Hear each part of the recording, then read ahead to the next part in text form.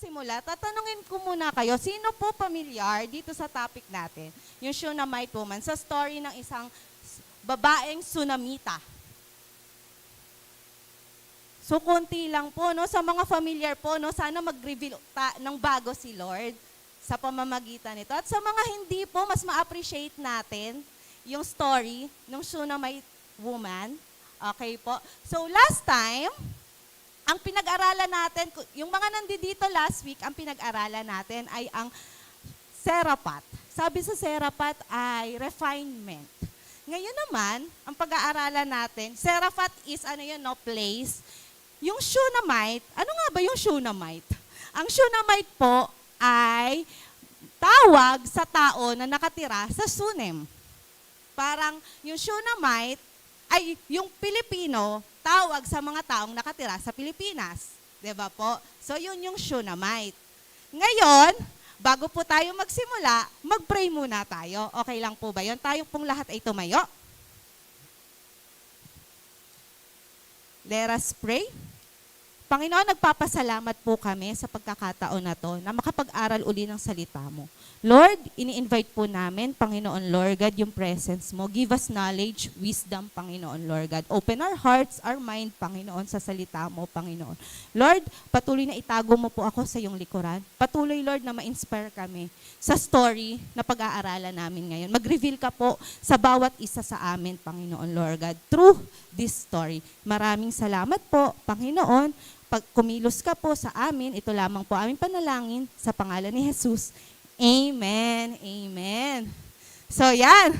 So last week, ang ating binulay ay si Propeta Elijah, 'di ba? Nag-provide si Lord na sa isang widow sa pamamagitan ni Prophet Elijah. Ngayon naman, magpo-provide si Lord. Nung last week, widow yon na walang-wala, 'di ba? Yung parang naubos na, pero nag-provide si Lord. Ngayon naman, itong Shunammite woman na to, ito naman yung babae, mayaman naman to ngayon.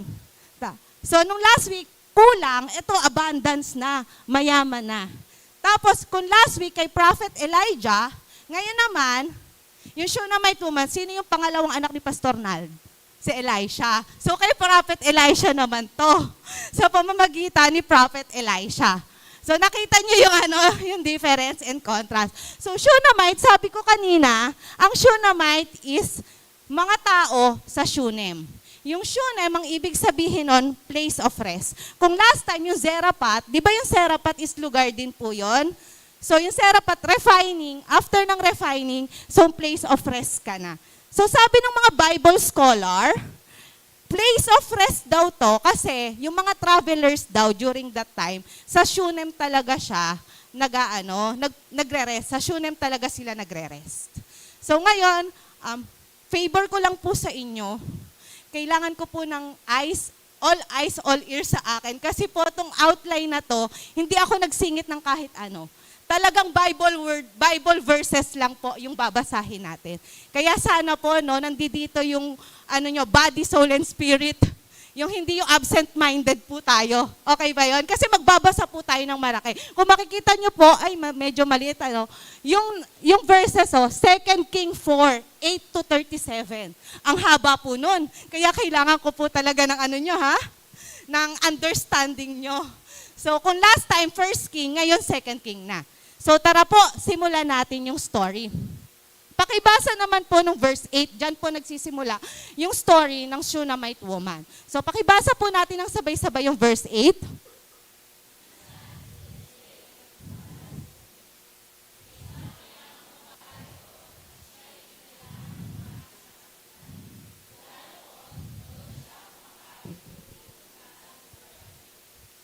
So dito, sinasabi, yung Shunammite woman daw is mayaman.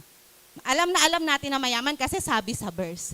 Tapos, ang ginawa niya, inaanyayahan niya si Eliseo, si Elisha, na kumain doon. Tapos, naging regular na. Nakita nyo, sabi doon siya kumakain tuwing pumupunta doon. So, lagi siyang kumakain. Tanong ko sa inyo, may nagturo ba doon sa woman na pakainin si Elisha? Wala, 'di ba? Talagang nagkusa siya, nag-initiate siya. Kaya nasa stewardship tayo, di ba? Generosity begins with awareness and availability. Yung Shunammite woman, walang nagturo sa kanya, uy, pakainin mo naman yan, oh, mukhang malnourished na yan. Uy, pakainin mo naman yan, mukhang kailangan niya. Pero aware siya na kailangan gawin yon. So, nag-act siya.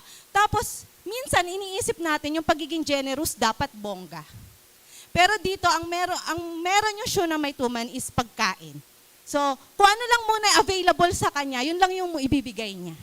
So, generosity begins with awareness. Yun yung sinasabi ng verse 8. Pagpatuloy natin. So, pumunta doon si Eliseo, si Elisha, doon siya kumakain every time. Kasi inaanyayahan siya ng Shunammite woman.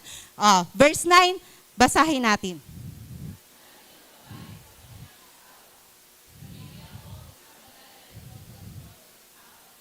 So, punta doon kumakain, di ba? Sinabi ng babae na nagpapakain ng Shunammite woman, natitiyak ko. Yung word na natitiyak kong isang banal na lingkod ito ng Diyos. Anong point ko dito? Generous people have discernment. Ito, kailangan kong bigyan ng diin to. Kasi gusto kong mabalanse. Discernment. Ano ba yung discernment sa Tagalog? Ang discernment po is yung tamang tamang pakiramdam. Ayan. Tamang pakiramdam. Tamang pakiramdam kung ano yung tama or kung ano yung mali. So, bakit ko to nilagay na point? Kasi, as a Christian, diba, sasabihin sa atin, o diba Kristiyano ka, bakit nung nangutang ako, hindi mo ako binigyan? Yung parang gano'n na parang feeling natin, kapag ka-Kristiyano tayo, bawal tayong mag-say ng no sa mga tao, gusto lang natin magbigay ng magbigay. Pero dito kasi, gusto kong balansin yung discernment. Baka mamaya, minsan, kailangan mo hindi siya bigyan para may matutunan siya. Yung discernment. Yung discernment kasi po, ay nakukuha yon kapag ka malalim ka kay Lord, kapag ka nagpe-pray ka, lagi, araw-araw, kapag ka, automatic yun natural nagpo-flow sa ating mga Kristiyano yung discernment. So, kunyari, nasa stewardship month pa naman tayo, tapos ayaw mong magbigay. Yung parang ganon. Pero balansehin ko rin on the other hand. On the other hand naman po, tayo kasi tao. Tao tayo, ang nature natin madamot. Ang nature natin selfish. Bakit ko nasabi yun? Tingnan niyo yung mga bata. Si Zoe, lumalaki. Nakikita ko yung ugali niya. Walang nagturo kay Zoe na maging madamot. Hindi natin tinuturuan yung anak natin maging madamot, di ba? Pero kunyari naglalaro siya, may isang laruan siya na hindi nilalaro. Tapos pagka may pumuntang bata, lalaroin niyo, anong gagawin niya? Kukunin niya, gusto niya yung laruan niya. Di ba? Tapos kunyari sa magkapatid, yung ate, may laruan, hinihiram ng bunso. Ayaw ipahiram ng ate. Pero pagka naglabas ka ng bago, ang gagawin ng ate, kukunin yung bago, yung nasa kanya, ibibigay. 'Di ba? So nature kasi ng tao na maging madamot. Kaya gusto ko lang din balansehin na minsan, baka kaya ayaw mo magbigay kasi nagiging madamot ka na. Gets nyo? Na kasi tayong mga tao, may iba't iba tayong level ng greed. Yung iba grade 1, yung iba grade 2. Dati hanggang grade 6 na ngayon grade 12 na. So tingnan mo yung mga tingnan mo katabi mo, tanungin mo anong grade na siya. pero kasi, iba-iba kasi tayo nung level. Nature ng tao yon, maging madamot, maging selfish, maging self-centered. Nature po yun ng tao. Naalala nyo yung mga badyaw, di ba minsan, ang hirap bigyan ng mga badyaw, kasi ang isip natin, ay baka ano yan, baka ipang bisyo lang yan, isang galawin. Pero minsan, baka Lord yung discernment, ayoko lang magbigay talaga. Yung parang nagiging madamot lang talaga ako. Nagiging lang talaga ako. Yung parang matumitigas lang talaga yung puso ko. Kaya minsan nagbibigay ako sa mga ganon, hindi para sa kanila, kundi para sa akin. Para yung heart ko hindi magkaroon ng kalyo. Discernment. Kaya malalim tong discernment. Ang discernment ay nakukuha kapag lagi kang nagpe-pray, lagi kang nagbabasa ng Bible, at kilalang-kilala mo si Lord. So, yon.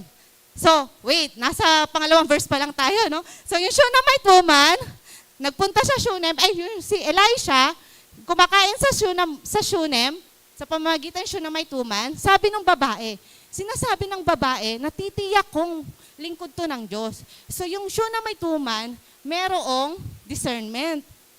Ngayon, anong ginawa nung siya na may tuman doon sa discernment? Verse 10.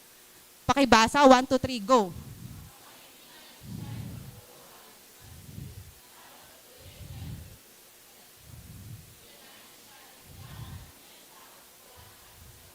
So nakita nyo, hindi na lang to basta pagkain na siya na may tuman. No? Ngayon, tulog na rin. So kain tulog na si Elisha dito. So may pagkain ka na, may tutulugan ka pa. So ano yung point ko dito? Generosity is progressive. Progressive yun. Nagsimula lang yan sa pagkain, kung anong available sa bahay nila pinapakain. No? Pero along the way, yung discernment, kaya doon sa siya na may tuman, lingkod to ng Diyos eh. Kailangan natin to lagyan ng silid. Nagets niyo yung progression ng generosity. Okay. So, verse 11. Pakibasa, verse 11.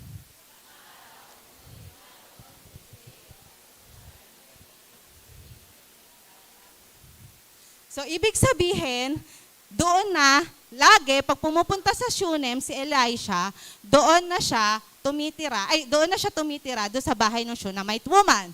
So, ano yung point ko sa verse 11? Kada point, kada verse may point, kasi ang ganda talaga, alam nyo, nagagandahan talaga ako dito sa story ng Shunammite woman na to. So, generosity creates space for God to move. So, ibig sabihin, yung Shunammite woman, nag-create siya ng isang silid for God's work. Nag-create siya ng space para doon mag-move si Lord.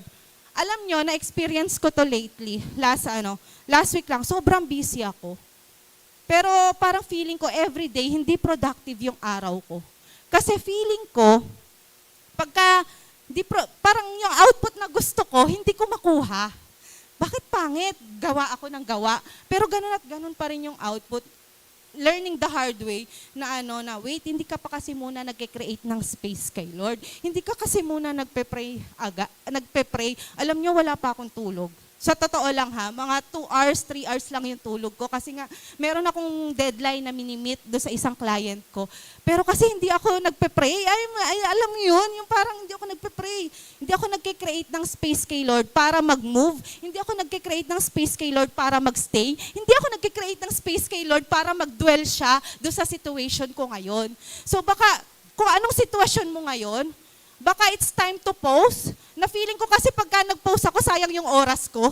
Ganun yung nararamdaman ko. Ewan ko ba bakit ganun. Lately lang, ngayong week lang ganun. So baka ngayon, kung anong sitwasyon mo ngayon, baka it's time for you to create space, katulad ng ginawa ng Shunammite woman, for God to move. Bakit ko nasabi na create space for God to move? Mamaya sa ibang mga verses makikita natin to. No? So ibig sabihin, nagkaroon ng space dun sa bahay ng Shunammite woman, para mag-move si Lord kasi doon niya pinatira yung God's worker. Ngayon, verse 12. Basahin, verse 12, 13. Okay, ako na muna magbabasa. Tinawag niya ang katulong niyang si Gehazi. So, hindi lang pala si Elisha, 2 pa sila. Kung tayo yun, sumusobra to. Ang dami ng pagkain itong kinain na. Tapos 2 pa silang makikitulog. So, ibig sabihin, si Elisha, may kasama siyang katulong, si Gehazi. At sinabi, tawagin mo nga ang babaeng Sunamita. Tinawag nga nito ang babae at di nagtagal, dumating ang babae.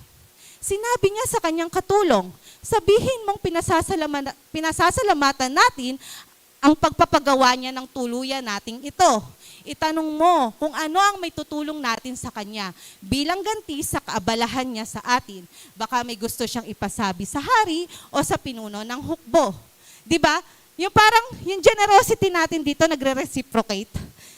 Diba yung mga taong tumulong sa iyo, kapag humingi yan ng tulong sa iyo, hindi ka magdadalawang isip na tulungan. That's the power of generosity. Pero ano yung sabi? Tinanong siya kung ano yung gusto niya di ba? Ano yung sinagot ng babae? Sabi niya, wala kayong dapat alalahanin. Nasisiyahan na po kami sa pamumuhay rito sa piling ng aming mga kababayan. Sagot ng babae. Ito gusto kong i-point out. Marami tayong mga naririnig na mga patotoo. Nung nag-tights ako, na-promote ako. Nung nag-tights ako, mga ganon, nung nag-tights ako, ganito, nag-boom yung ganyan ko. Minsan, may mga patotoo tayong naririnig na gano'n. No? Minsan tayo nakakakinig, ay gusto ko rin mangyari yun. Magta-tights nga ako para mabigay sa akin tong promotion na to. Yung alam niyo yung motibo, may mga naririnig tayo na na story, na totoo naman, God provide naman po talaga. No? Pero yung motibo nating mga nakikinig, ay gusto ko rin mag-tights kasi para may makuha ko kay Lord. Pero itong babaeng to, anong sinabi niya? Wala po kayong dapat alalahanin. Ibig sabihin, okay na siya, hindi para magkaroon ng kapalit. Tumutulong siya kasi gusto lang niya talaga. Sana ganun din po yung pagka nakakarinig tayo ng patotoo, no? Yung hamon sa atin, hindi lang, ay gusto ko rin maranasan, ay gusto ko ka rin kasing ma-promote, kaya ako magta-tights, ay gusto ko rin kasing ganyan, kaya ako magta-tights. Sana hindi ganon. Na kaya tayo magta-tights kasi dapat lang naman talaga mag-tights tayo kasi si Lord, sa Kanya lahat ng pag-aari natin. So sana maging ganito yung heart natin. No? Wala na po kayong dapat alalahanin. So pagpatuloy natin, verse 14. Pag-alis ng babae, tinanong ni Eliseo si Gehazi, ano kaya ang maitutulong natin sa kanya? So, ang maganda dito, si Gehazi, kung mapapansin nyo, balik ako doon sa last verse. Ha? Kung mapapansin nyo, nandun yung babae. Diba? Nandun si Gehazi, tsaka nandun si Elisha. Pero bakit si Elisha ina-address yung tanong kay Gehazi? Hindi niya ina-address directly dun sa woman. Mapapansin nyo dito sa verse na to. Ina-address niya yung tanong kay Gehazi, tapos si Gehazi nagsasabi doon sa woman, nandun lang naman yun, magkakaano lang sa isang room. Kasi si Elisha prophet siya. So may respect, may certain boundary of respect kasi. So parang sa mga leaders natin, kapag leaders ka, mas high yung standards mo. Kaya si Gehazi, servant siya. So pwede niya kausapin, kasi respect yun sa husband, respect yun sa babae. Yun, ganyan. Kaya ganun yung direkta. So ibig sabihin dito, sa verse 14, nung pagkaalis ng babae, tinanong siya ni Elisha, ano kaya may tutulong natin? Si Gehazi, since lagi siya doon, siguro nakachismis na. Chismoso din sabi. Sumagot si Gehazi, wala po siyang anak at matanda na ang kanyang asawa. Oy, buti may Gehazi. May Gehazi na nakichismis sa kapitbahay siguro. Tapos si Elisha, hindi niya alam no? Kasi di siya lumalabas prophet. Pero si Gehazi kasi servant, siguro mga nakikisalamuha yan. Buti, wala po siya. Kaya minsan nakakatulong din yung ng mga chismoso mo kaibigan. Joke lang. joke lang. Yung maganda chismis, hindi maninira ng tao. Pero sabi dito, wala po siyang anak at matanda. Sabi verse 15, tawagin mo siyang muli, utos ni Eliseo. Kaya't bumalik ang babae at tumayo sa may pintuan. Verse 16, sinabi sa kanya ni Eliseo, 1 taon mula ngayon ay magkakaroon ka na anak na lalaking kakalungin. Sinabi ng babae, tingnan niyo yung sagot ng babae, mahal na lingkod na Diyos, wag na po ninyo akong paasahin. Nakita niyo na parang all this time, dun sa sagot niya, alam natin na umaasa siya. Alam natin na gusto niya magkaanak. Kaya nung sinabi yun ni Elisha, wag mo na akong paasahin, matagal na akong umaasa. Yan yon. Verse 17. Ngunit dumating ang araw at naglihi ang Sunamita. At tulad ng sinabi ni Eliseo, nanganak siya ng isang lalaki. Makalipas ang halos 1 taon mula nang sabihin ito sa kanya. So, ibig sabihin, nangyari yung generosity niya from kain tulog, bumalik sa kanya na nagkaroon siya ng anak. Nung binabasa ko to, kala ko ito na yung ending. Sabi ko, Lord, ang ganda na nung ending. Wait. Ayan. So anong point ko dito pala? God honors generosity with impossible breakthroughs. So yung akala nating imposible na, dahil generous tayo, nandyan si Lord para ibigay sa atin. No? Nung binabasa ko to, sabi ko sa inyo, kung nasa Netflix series ako, parang feeling ko, finale na. Lord, ang ganda na Yung parang nakuha na niya yung gusto niya. Wala siyang anak, nagkaanak na siya. Pero kasi, nung binabasa ko yung Bible, di ba sa Bible may mga bold? Yung may title muna, tapos may mga verses. So, nung binabasa ko yung physical Bible na naka-bold, si Elisha at ang Sunamita, sabi ko, bakit 1/4 pa lang ako? Tapos may mga susunod pa na verses. Sabi ko, siguro ito na lang muna. Kaya lang naisip ko, baka kasi kung ano lang yung gusto kong sabihin sa inyo, yun lang yung maipreach ko. Kaya ang ginawa ko, kinuha ko yung buong story ng Shunammite woman. So pagpatuloy natin, verse 18. Lumaki ang bata. So lumaki yung bata. Isang araw, sumunod ito sa kanyang ama kasama ang iba pang gumagapas sa bukid. Ibig sabihin, yung bata sumasama sa tatay sa trabaho. Bigla na lamang dumaing ang bata na masakit ang kanyang ulo. Sinabi ng ama sa isang katulong, iuwi mo na siya sa kanyang ina. Very tatay. Pagka may problema, uwi mo yan sa nanay mo, tawagin si mami. Very tatay, taong tao. So, verse 20, sumunod naman ang inutusan at inilagay ang bata sa kandungan ng inang ito. Ngunit nang magtatanghaling tapat na, namatay ang bata. Sabi ko, Lord, hala, bakit namatay yung bata? Bakit gano'n? Na parang yun yung blessing na binigay mo, tapos binawi mo. Anong point ko dito? Generosity does not exempt us from trials. Kasi, baka may time na, Lord, kung kailan ako nagbigay, nawala ng trabaho to. Kung kailan ako nag-tithes, nagkasakit siya. Nakikita niyo yung Shunammite woman, binigay sa kanya blessing yun eh. Pero biglang namatay.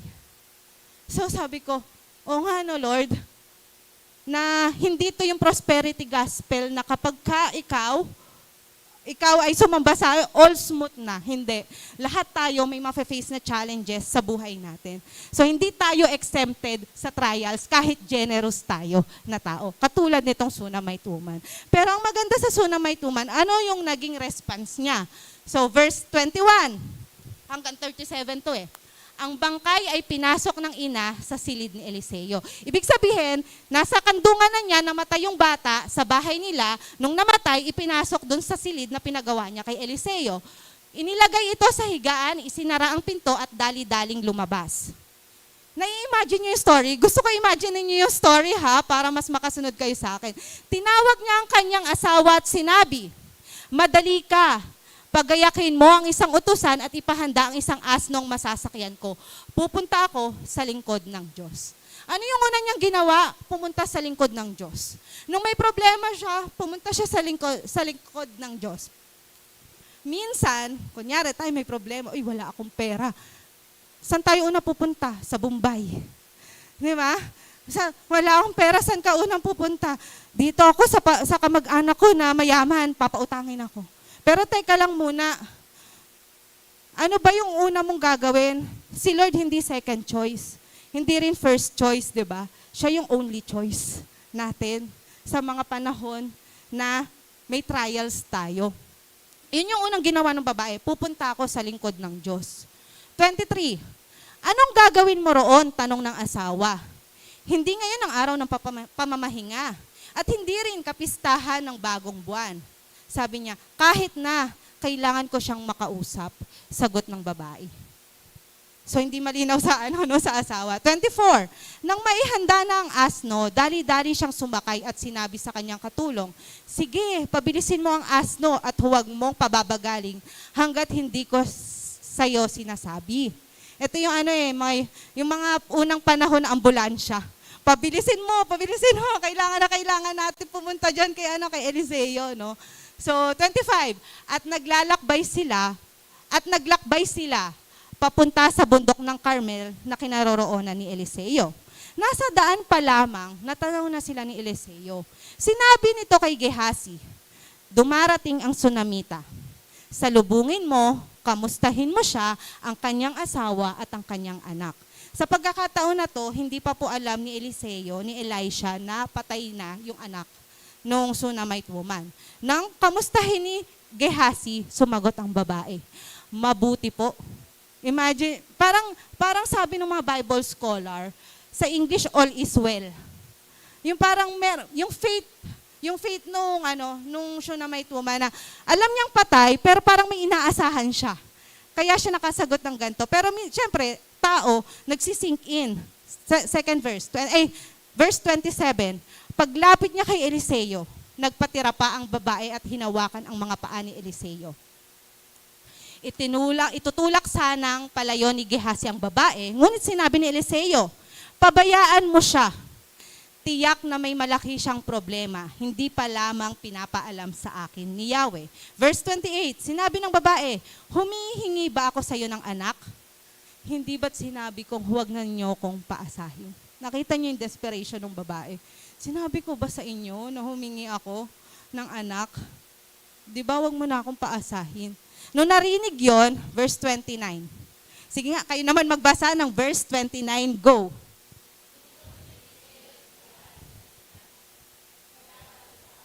Dalhin mo ang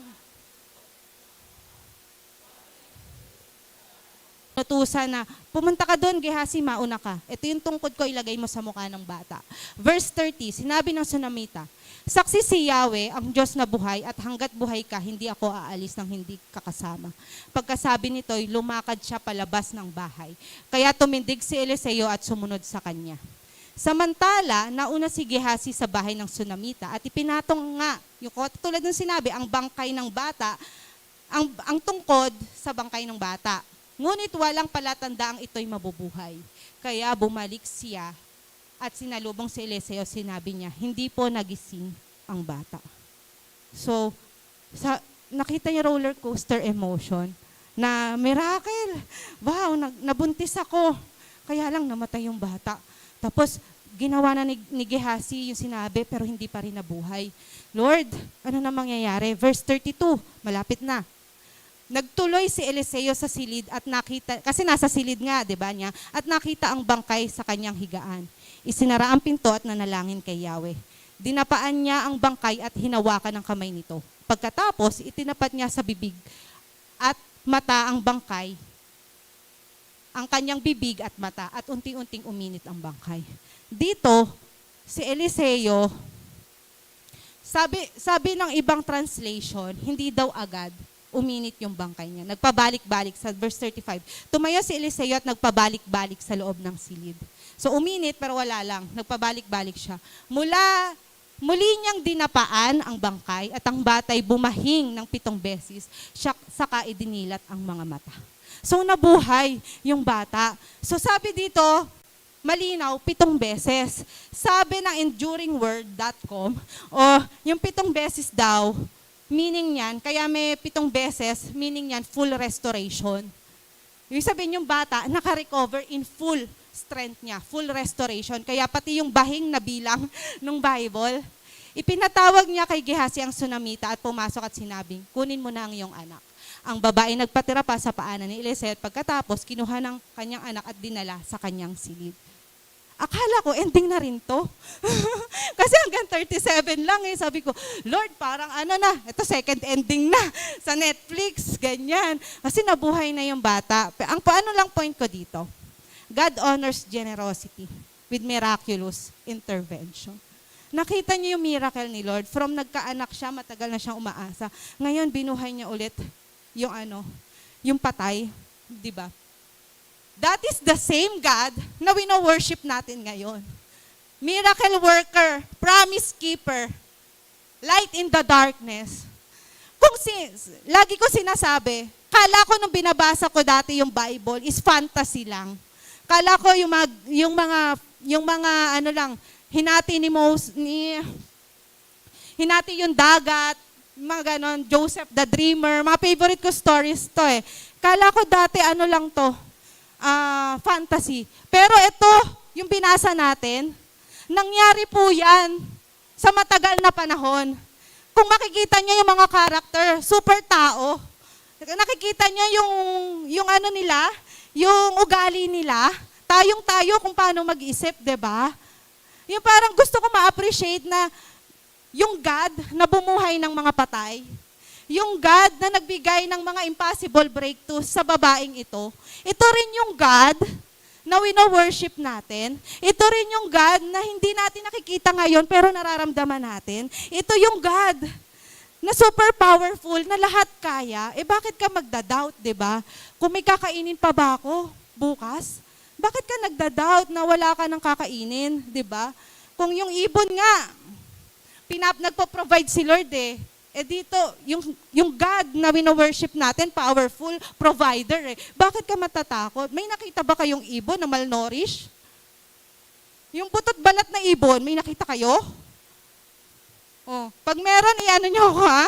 Itag nyo ako, ito yung malnourished na ibon. Pero ang point ko, si Lord nagpo-provide sa mga ganong tao eh. Ay, sa mga ganong bagay eh. May mga ganong animals yon. Pero tayo, bakit tayo natatakot? Diba? Bakit tayo natatakot mawalan? Bakit tayo natatakot magbigay? Kasi yung Diyos natin, miracle worker, promise keeper eh. Light in the darkness siya eh.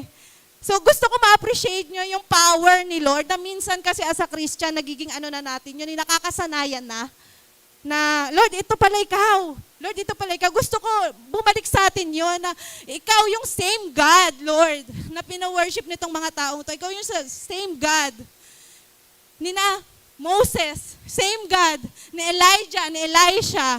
Pero bakit ganito ako ngayon na hindi ako naniniwala sa iyo, Lord? Na napakababaw ng pagkakilala ko sa iyo. Yun yung gusto ko i-point out dito. God is a miraculous God. Intervention, iba't ibang miracles ang pinaparanas niya sa atin. Hindi ko kayang ma-explain yung power ni Lord. Pero sana dito sa buhay nung Shunammite woman, makita niyo yung talagang glorious power niya. Akala ko ending na ulit to. So, tayo sa, kanina chapter 4 yon. Kung makakansin nyo, chapter 4. 2 Kings 8, 4 to 8 to 37. Ngayon, punta naman tayo sa 2 Kings 8, 1 to 6. Dito, basahin ko ulit. Sinabi ni Eliseo sa ina ng bata na kanyang binuhay muli. Umalis kayo rito at mag-ibang bayan, sapagkat sinabi ni Yahweh na magkakaroon ng taggutom dito sa loob ng 7 taon. Sumagot naman ng babae. Sumunod naman ng babae at sinabi ng propeta. Umalis sila ng kanyang pamilya na nirahan sa lupay ng mga Filisteo sa loob ng 7 taon. So sumunod, sabi ni Eliseo, magkakaroon ng famine. Umalis kayo dito ng 7 taon. Sumunod yung babae, obedience. Verse 3. Pagkalipas ng 7 taon, bumalik siya sa Israel at nakiusap sa hari na ibalik sa kanya ang kanyang bahay at lupa. So sa makatuwid, nung umalis siya sa Filisteo, lahat, di ba mayaman siya, lahat ng ari-arian niya nawala. Kaya pagbalik niya, wala na siyang babalikan, wala na siyang ari-arian. So nakiusap siya sa hari na ibalik sa kanya yung bahay at lupa.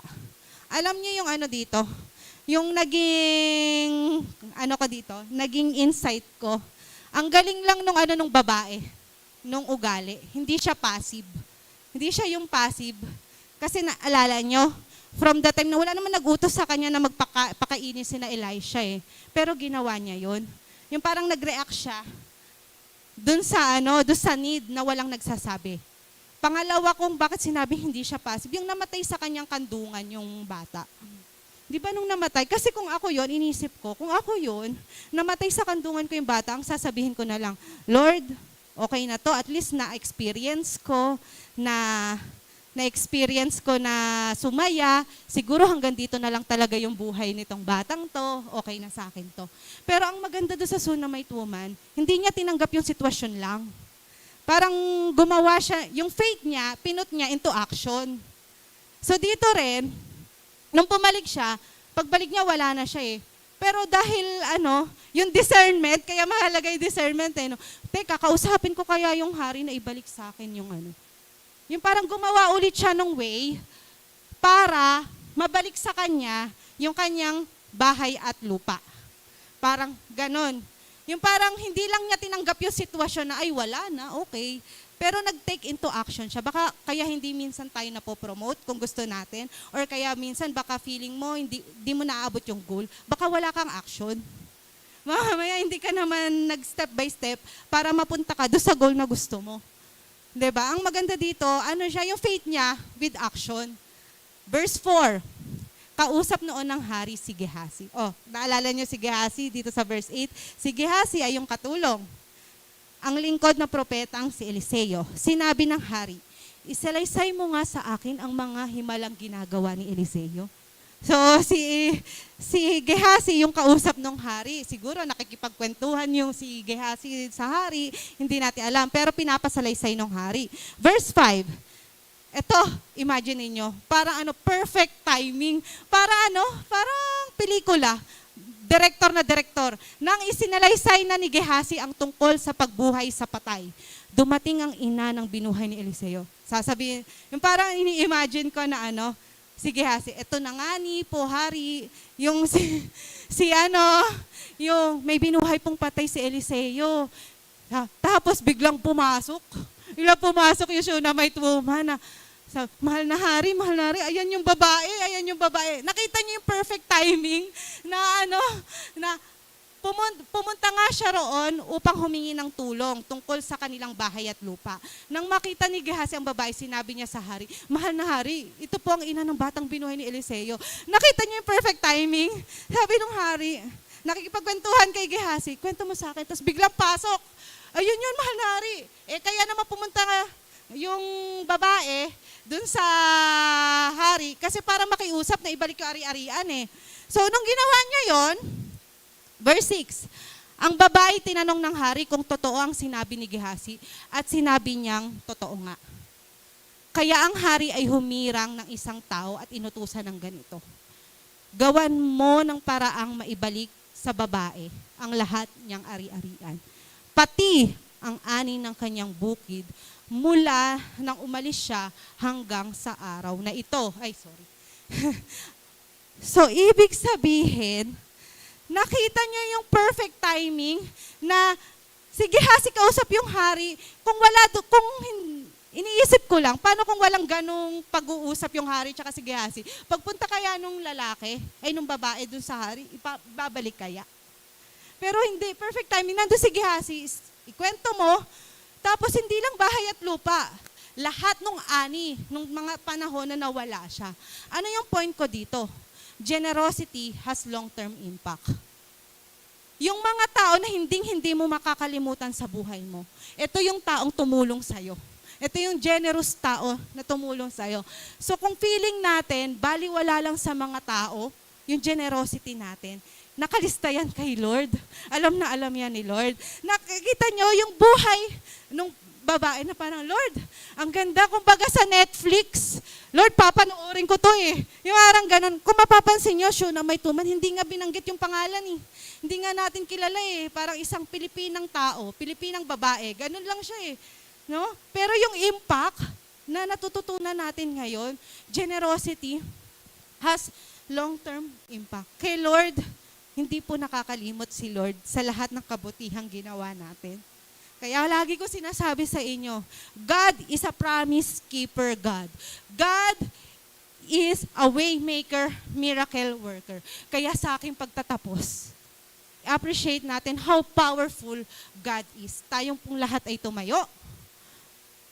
At mag-worship, kantahin natin. At sana, sa pagkanta natin ng Waymaker, appreciate natin yung power ni Lord. Na Lord, ginawa mo to sa Shunammite woman. Hindi nga binanggit yung pangalan. Pero Lord, alam ko gagawin mo to. You are the same God na wino-worship namin. You are the same God today and forever. Kaya Lord, we worship you. We honor you. We honor you, Jesus. We honor you. Kaya sana sa pagkanta natin na to, pasalamatan natin. Appreciate natin yung power. God is a powerful God. Maraming salamat.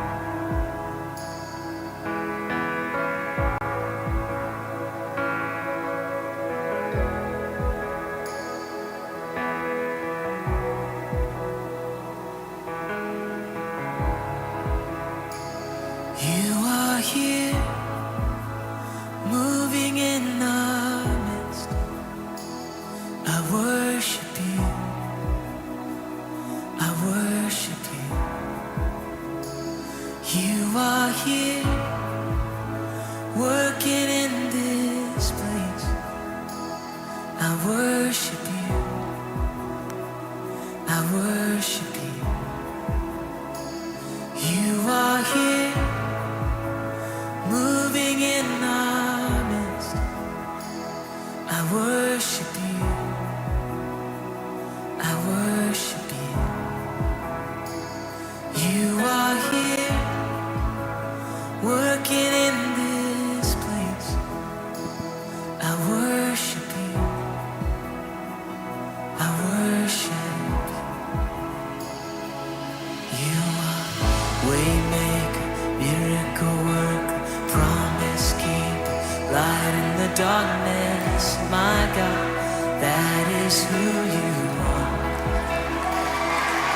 You are waymaker, miracle worker, promise keeper, light in the darkness. My God, that is who you are. You are here, touching every heart. I worship you. I worship you. You are here, healing every heart. Oh, I worship you, Jesus. I worship, you're turning lives around. You are here, oh, turning lives around.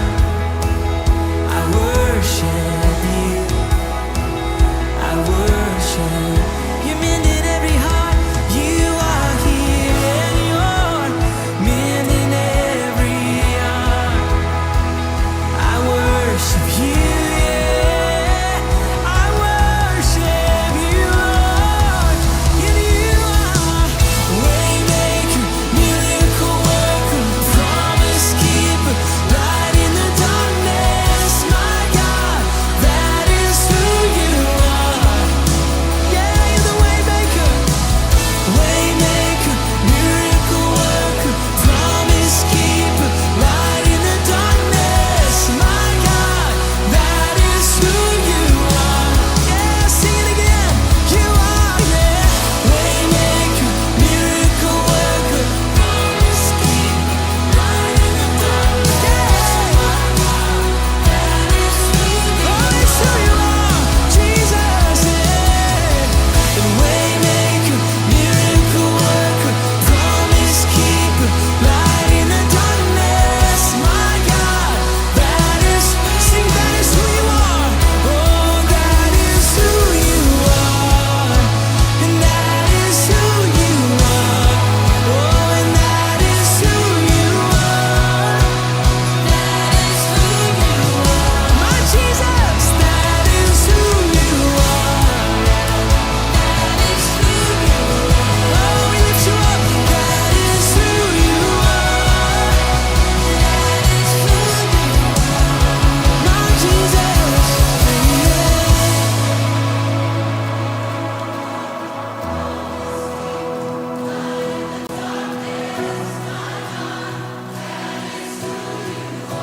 yes it is, yeah. It's who you are, waymaker.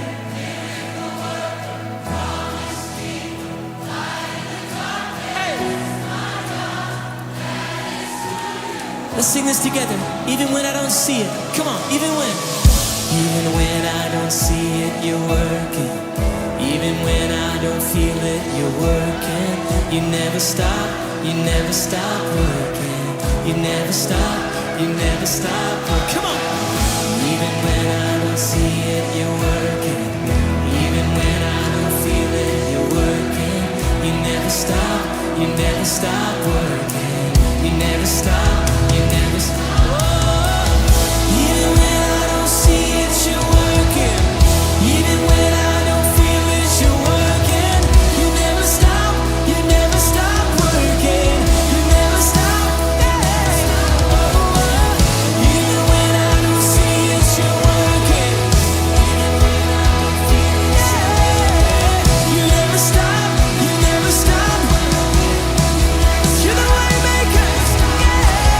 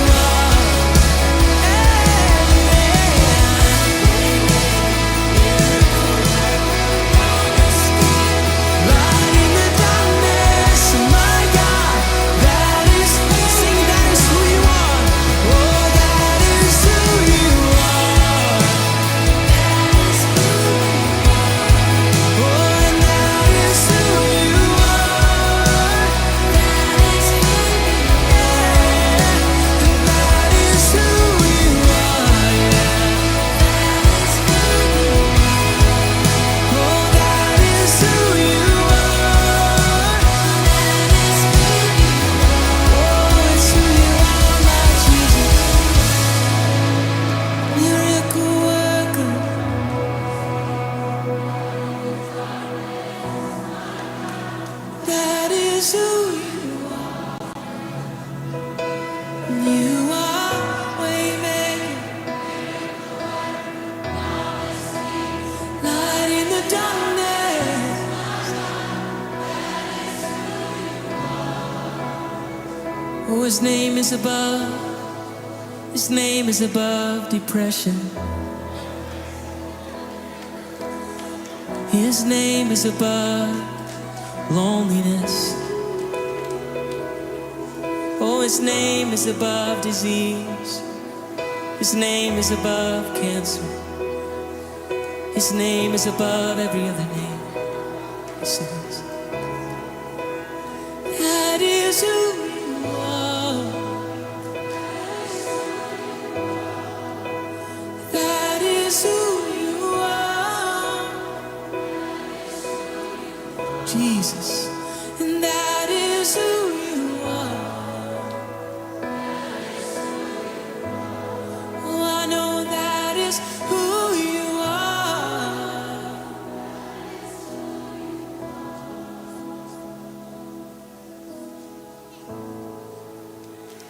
Amen, amen, amen. Thank you, Jesus. We praise you, Jesus. We praise you, Jesus. We honor your name, Panginoon, Lord God.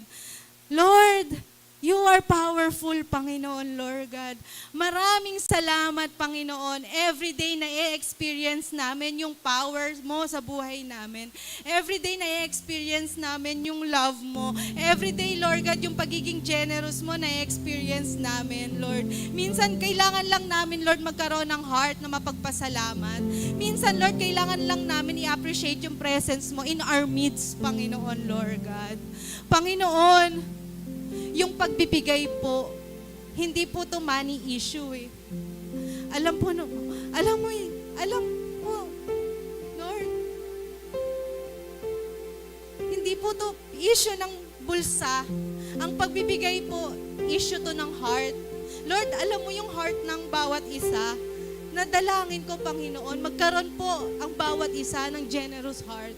Tong stewardship series na to, Lord, hindi magtatapos po ito, Panginoon, hindi sa pagbibigay. Magtatapos po ito, Panginoon, para, Lord, yung heart namin, i-correct mo, i-calibrate mo, para nang sa gayon yung pagbibigay maging natural sa amin. Parang yung pagbibigay, hindi kami napipilitan. Kasi ngayon, Lord, kung magre-recommit kami ng pagbibigay, tapos yung heart naman namin, hindi, mawawala yun. Lord, yung heart namin, Panginoon, work in our heart, Lord God, para nang sa gayon, yung pagiging generous namin, magkaroon ng long-lasting impact, Panginoon, Lord God. Katulad ng Shunammite woman na to, Panginoon. Lord, maraming salamat po for revealing yourself to us, Panginoon. At sana, Panginoon, Lord God, yung aming pong mga kapamuso, Panginoon, dalhin ng baon, Panginoon, ng aral ng Shunammite woman sa pamamagitan ni Propeta Elisha. Maraming salamat po, Lord God. We honor you, we glorify you. In Jesus' name we pray.